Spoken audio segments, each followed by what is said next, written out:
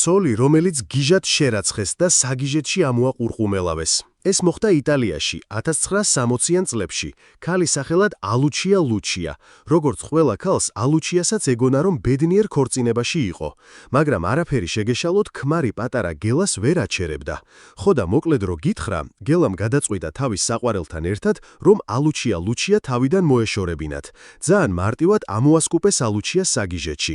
თვითონ დაითრიეს ალუჩიას ბაითი და მიდი იმუშავე, პაცია გელას შენია კუხნიაც და ზალიაც და ვანიაც კიდე. ალუჩია 12 წელი ამოიხსნა საგიჟეთში, სანამ ღვთისნიერმა ადვოკატმა არ გადახედა მის საქმე. მოკლედ ბლა და გამოუშვეს საგიჟეთიდან ჩვენი გოგო ალუჩია ლუჩა. სახლისაკენ ჰერი იქნა ალუჩიამ და ოპა გელას ბელას დაუყრია 3 ბავშვი. ალუჩია მე არაფერი მინდა მხოლოდ სიმართლის თქმაო. ხო და თქვა სიმართლე, მარა რა ჩემი ყლე. გთხოვ, არ იყო ალუჩია ლუჩია და არც გელა ბელა, მპუა კათ.